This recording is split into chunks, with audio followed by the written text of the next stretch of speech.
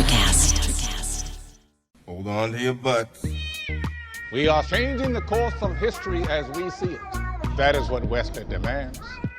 Now this affects Iris. Iris, where are you? What you feel only matters to you. I do not entertain hypotheticals. The world as it is vexing enough. Iris, I have a tip for you. Don't take drugs! Or Whatever Movies with Wesley and Iris.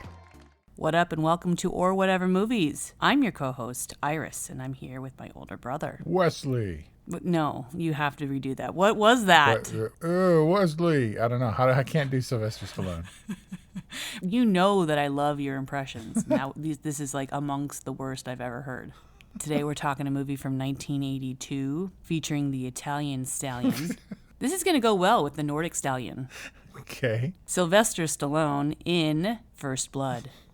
Does First Blood come before Rocky? Yeah, no, actually. There were several other Sylvester's, at least a few more movies that he did after Rocky that were total bombs. And First Blood is his first successful post-Rocky movie. Okay. You've been calling this movie Rambo the whole time. I have, and then at the last minute I was like, oh my God, did I just watch the wrong movie? Let's get it straight. First Blood. Rambo, First Blood Part 2. Rambo 3, Rambo Balboa. No, wait. Rambo.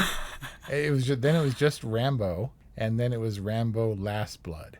Oh. And there was like an animated series and stuff in the middle. An animated series? Yeah. Rambo Adventures or some junk. Rambo American Adventures. For adults, I assume? Well, are cartoons for adults, especially in the 80s? This is the era when R-rated movies had toys and cartoons. Oh, right.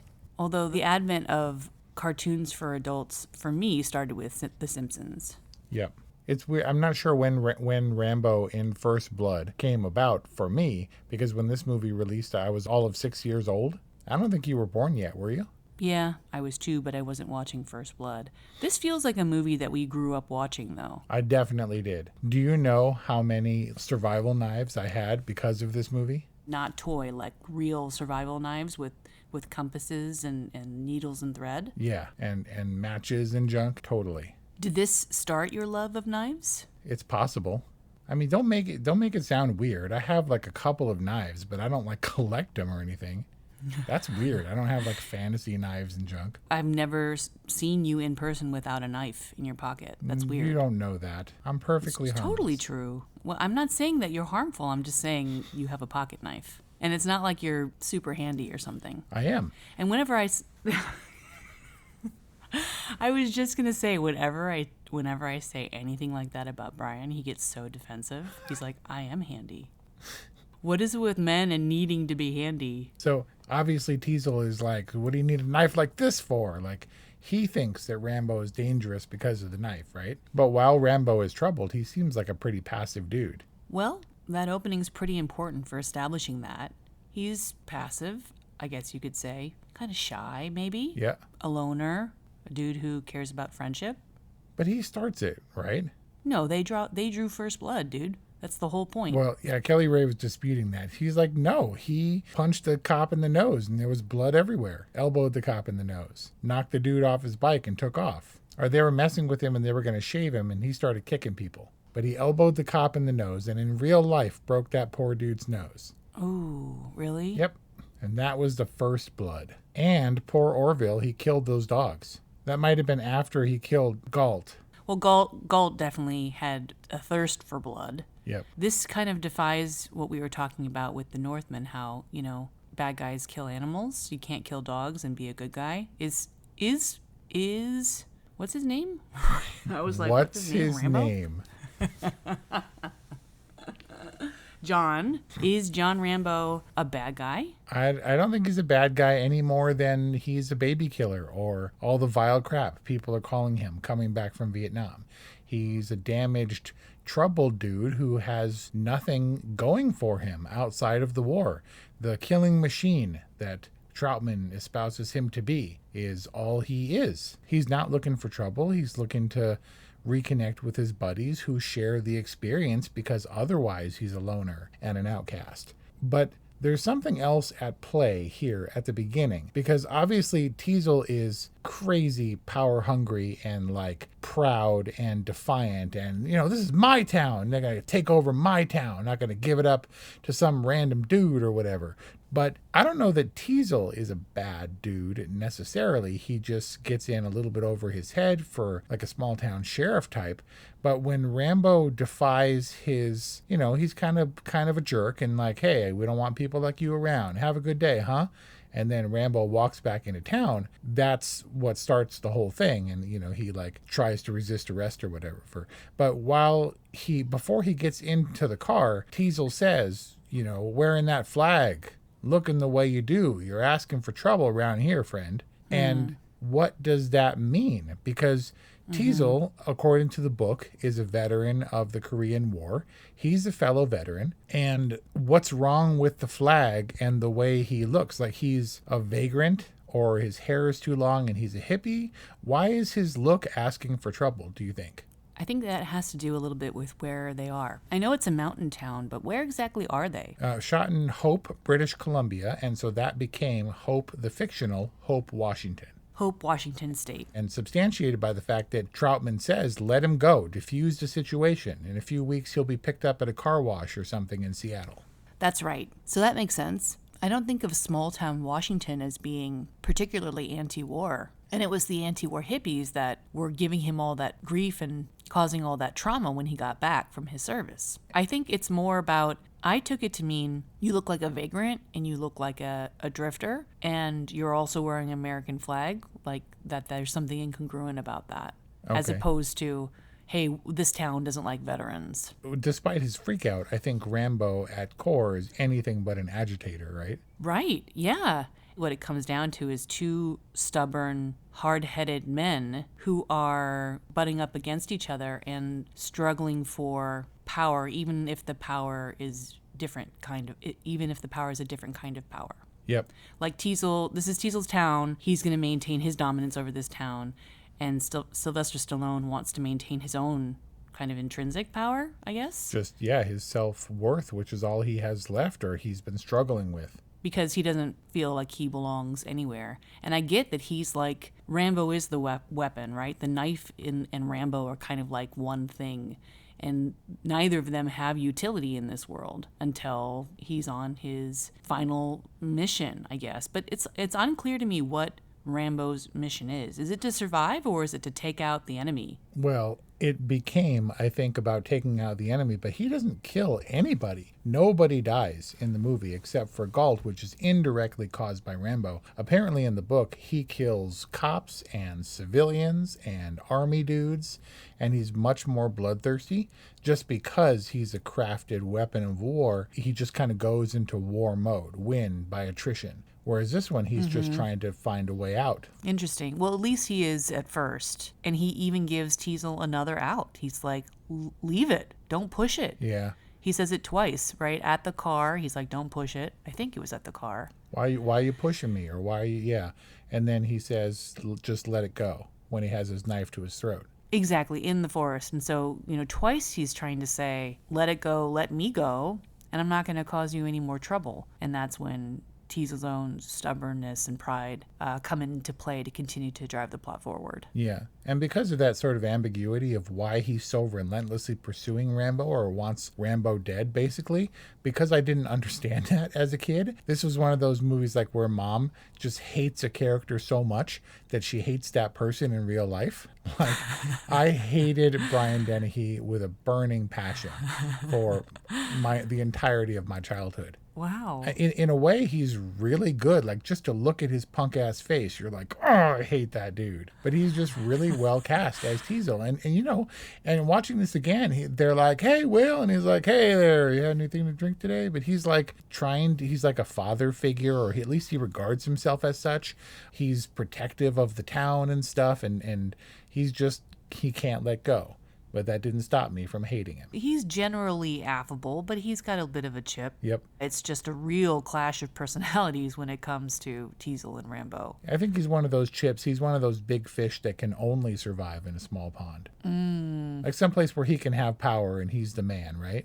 Sure. So would you rather be the best among the least or the least among the best? It depends on the situation and that which makes me the most money. I've always said if you want to be better at what you do, surround yourself with people that are better and smarter at that stuff than you are. But, at a point, I just want to not be hassled. So I guess if you're basically saying, would you rather be a Teasel or a Rambo?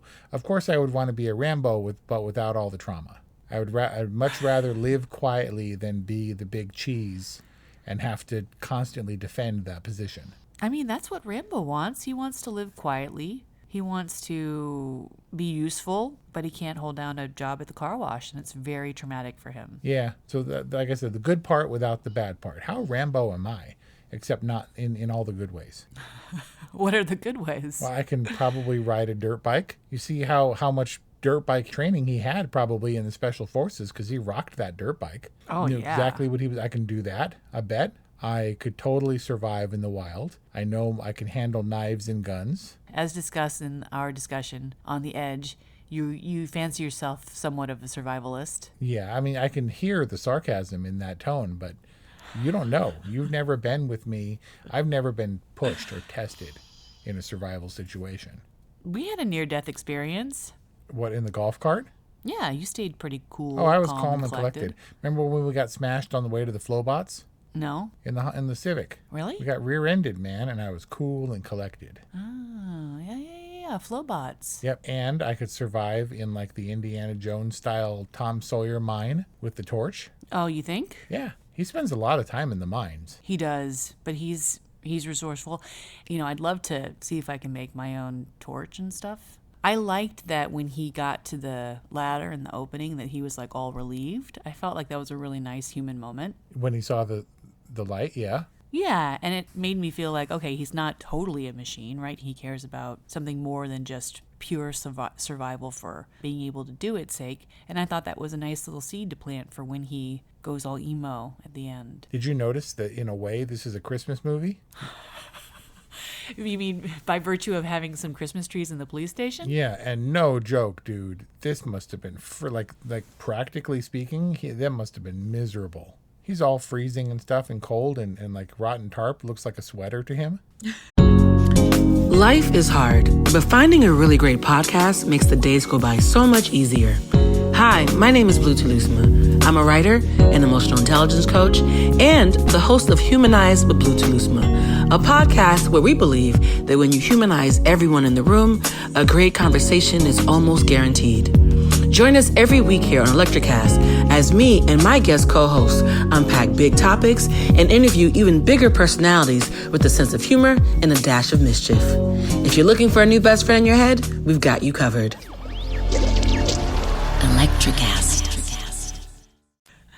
I noticed how cold it was, or at least how cold they wanted us to believe it was. Did you notice that Galt's body is like steaming, like over that rock? And I was like, that's really gnarly and gross. That's what I would do, man. If I had to lay out there and they were going to pour blood on me, I'd be like, you better microwave that a little bit.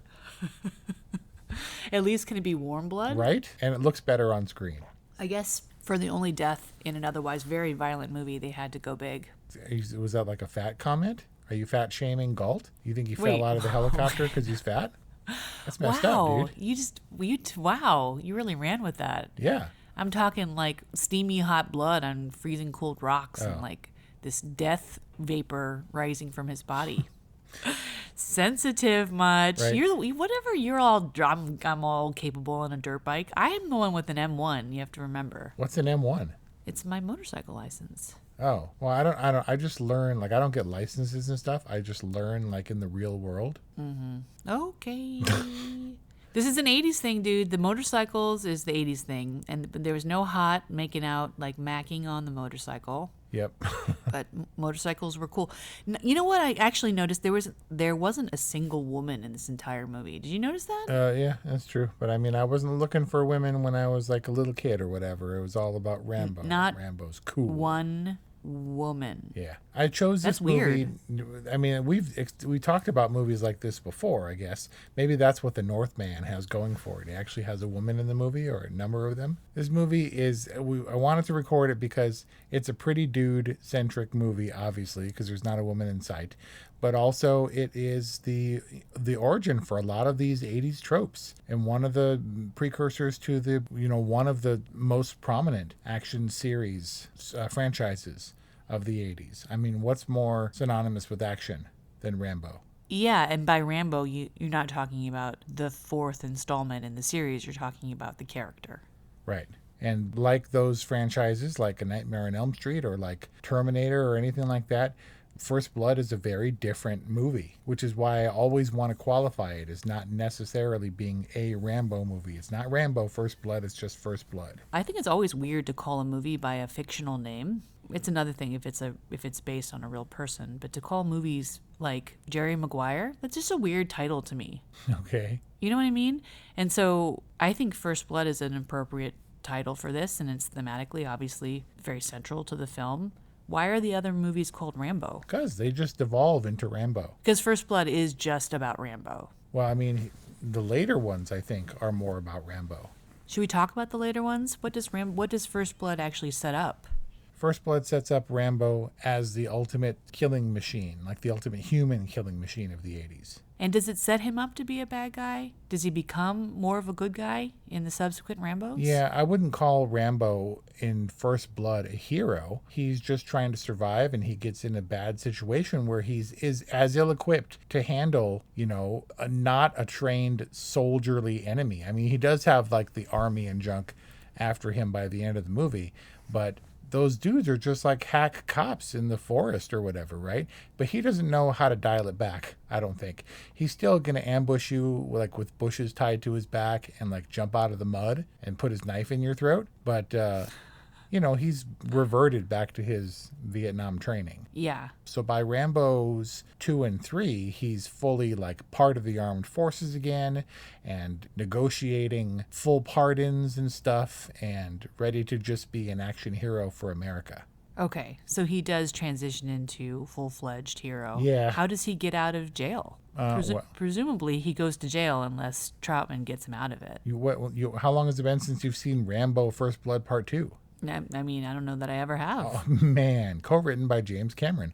Also now available on HBO Max. That one is worth checking out. I tried to revisit Rambo 3 at one point, and I just can't do it. But it's also not as fun a movie. And like all good things, they just tweak it until it falls apart. But First Blood Part 2 is worth checking out simply for the actual continuation of this sort of otherwise meek, quiet, humble character who's forced into terrible situations. Okay. Well, so First Blood, I could see how First Blood would set a foundation for an interesting character. Like I was thinking about Northman, how there was no chance that Alexander Skarsgård was going to get out of that alive. Yep. Like it was his fate to die and it was inevitability. But I was wondering, okay, is Rambo going to get out of this? It seems to me like he's not. But then at the end when he did, I was like, yeah, of course, he has to, because you need Rambos 2, 3, 4, and 5.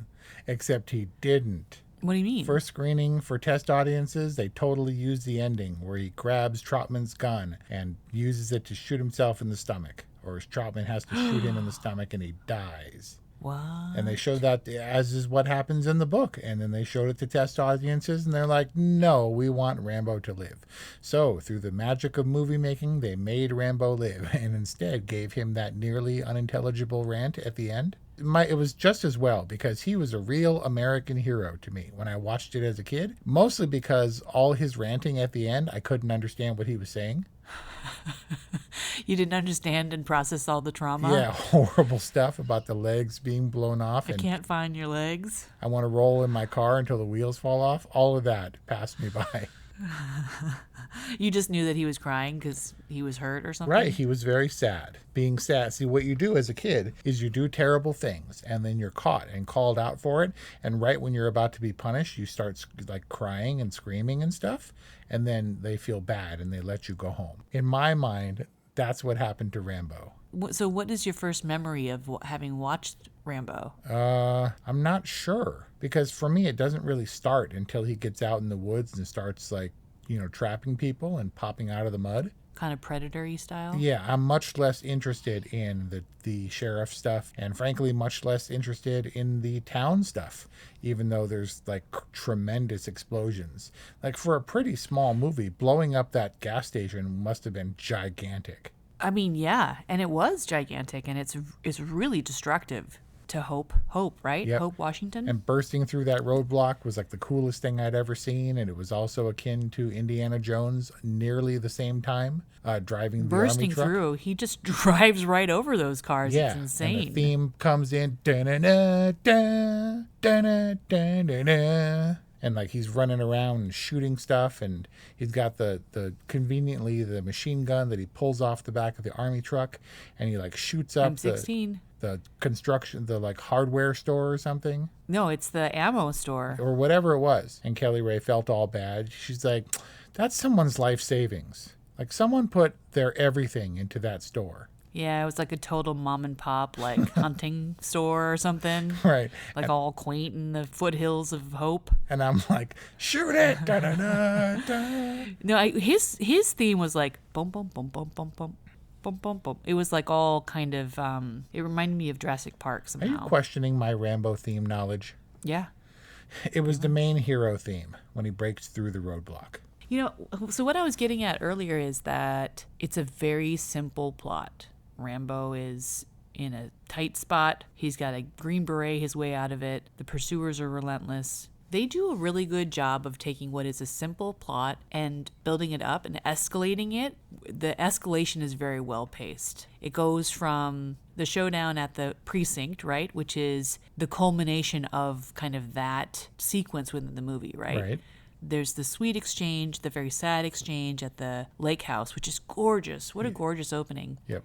And then there's the Teasel thing, and that mounts, escalates until there's the showdown at the precinct. Which bookends also at the end. They end up in the precinct at the end. And they end up at the precinct, and they end up kind of where they began, right? Just Rambo and Teasel.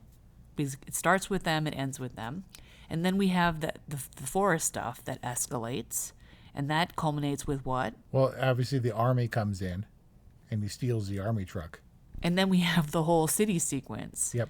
And they do a really good job building it and building it and building it. At the end, there's these huge explosions, and it doesn't seem somehow crazy and outlandish, even though you know that it's so incredibly devastating for Hope. It's strategery. He's just trying to flush out Teasel, the weasel.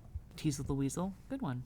But no, this is obviously meant to be a serious movie and a tragic movie. It's not a heroic action adventure movie, because I'm not entirely sure that those things were really invented yet, at least as we know them for the 80s action movie tropes and the Stallones and the Schwarzeneggers and all that stuff. Rambo is a huge part of that. First Blood specifically, not so much, I don't think. And I think it was kind of treated that way. Like, I think this was an unlikely movie where they never expected sequels, because they definitely filmed the Rambo getting shot ending, and they meant to kill him. And then wisely, I think, they were like, no, Rambo has to live based on the audience reaction.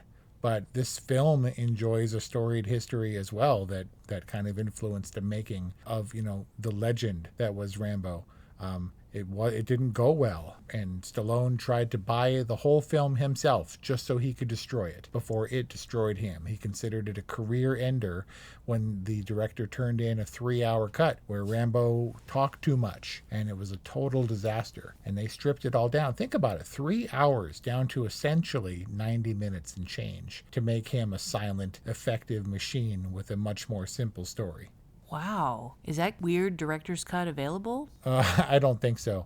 Stallone doesn't want you to see it, but he says that this movie, the theatrical cut, is essentially perfect, and there's nothing that he would change. I don't know if that holds true for me, but I immensely respect First Blood for what it is. I think it's deserving of a franchise, and the Rambo character, for as silly as he ultimately became, I think has, very legitimate, sturdy roots in First Blood, which is why I wanted to talk about it. Because I think this is the way you do gritty, no women anywhere dude kind of movies, in a way. That's fun in a weird way, and while at the same time having a serious message. But what message does this film hold today? Like, does First Blood have relevance today aside from its roots as an action hero? If it does, I don't think it was. I think it's pretty far from the intended message. Yeah. To make this movie anything more than like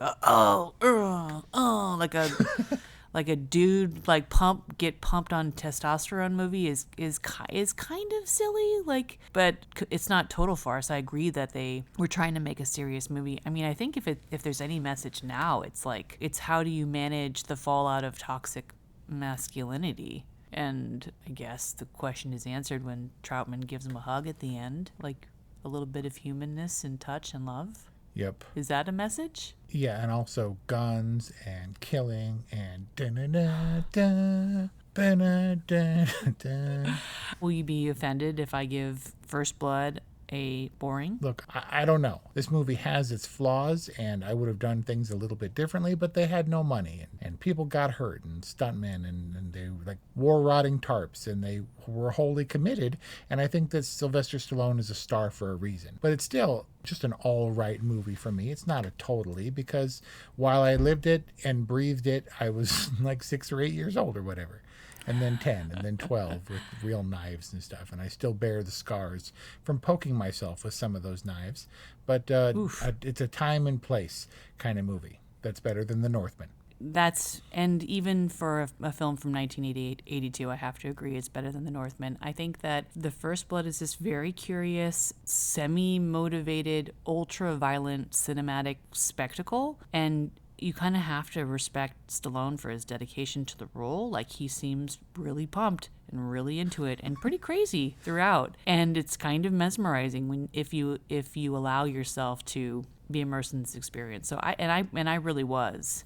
I was teasing you a little bit. Are you going to watch part 2? Because we finished it, and I turned to Kelly Ray, and I was like, "Are you ready for Rambo First Blood Part 2?" And she was like, "No, thank you. All done in this household." They had to really work hard to get that M16 in his hands. But when they do, doesn't it feel right? Yeah. I don't know. Something about First Blood just feels right for what it is. And I guess for that reason, I'll give it a good. I feel like it should be on the cover. Yeah, and in all the trailers. Yeah, I agree. Agreed. So that's our discussion on First Blood, available now on HBO Max, a fitting companion piece for our discussion on The Northman, now available at orwhatevermovies.com or wherever you get podcasts. If you enjoyed this machismo week at Or Whatever Movies, please support us on Patreon. Become a movie friend, or hit us up and let us know what you think. 818-835-0473 or whatevermovies.com. And next, we have a very exciting themed month for you that we've teased before and that will begin at the end of July. Nick Effin Cage Month at Or Whatever Movies 2022. Thanks for listening. We'll see you next time.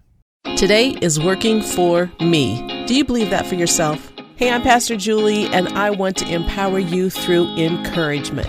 Inviting you to my podcast, Big Truth Encouragement, where I unpack living a faith-filled life. I created my podcast for the ladies, but gentlemen, you'll gain something too. So I invite you to listen to Big Truth Encouragement on Electricast and any platform where you listen to your podcast.